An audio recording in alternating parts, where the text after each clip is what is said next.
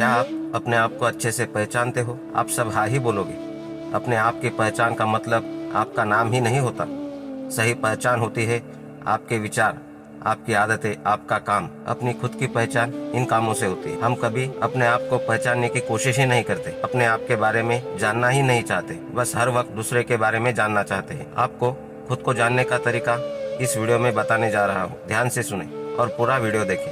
और हाँ, वीडियो को लाइक और चैनल को सब्सक्राइब जरूर करें।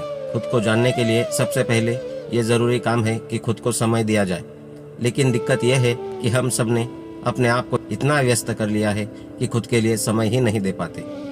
अपने दिनचर्या डेली रूटीन में आधा या 1 घंटा स्वयं को समय दें और उस समय में अपने मन में चल रहे विचारों को देखें।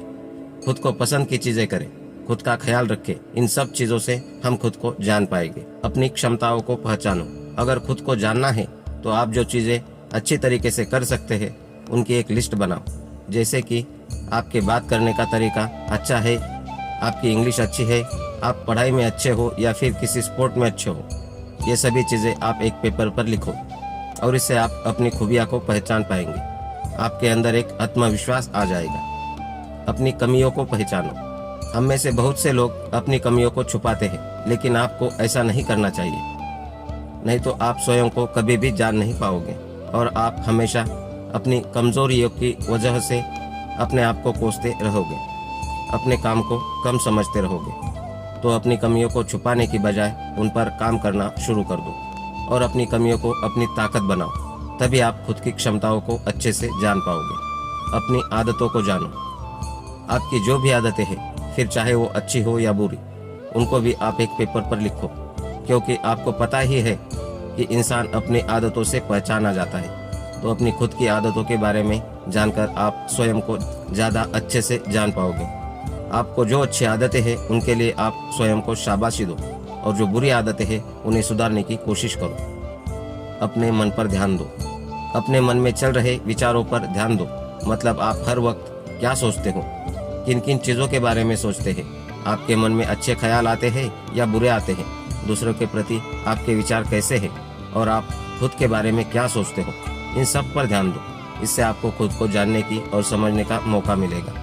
आपके मन में जो भी बुरे या निगेटिव ख्याल आते हैं उनको ज़्यादा महत्व दो, क्योंकि इन्हीं की वजह से स्ट्रेस और डिप्रेशन जैसी समस्याएं उत्पन्न होती हैं।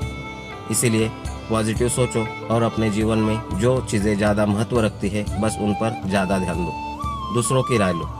किसी गरीबी दोस्त से या अपने परिवार वालों से अपनी राय लो और देखो कि वो आपके बारे में क्या सोचते हैं, क्योंकि कभी कभी हमें खुद की अच्छाइयाँ या बुराइयाँ खुद से पता नहीं चल पाती। इसीलिए आपकी करीबी और आपको चाहने वाले लोग आपके बारे में क्या सोचते हैं ये भी जानना ज़रूरी है, और इस तरीके से भी आप खुद के बारे में अच्छे से जान पाओगे।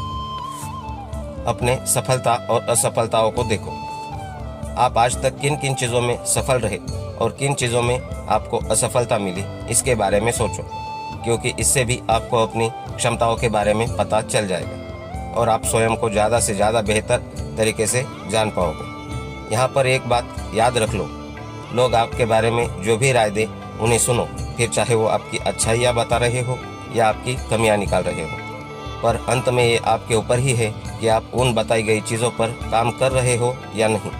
अगर वो चीज़ें ज़रूरी है और आपको और बेहतर बना सकती है तो आप अवश्य ही उन चीज़ों पर काम करो।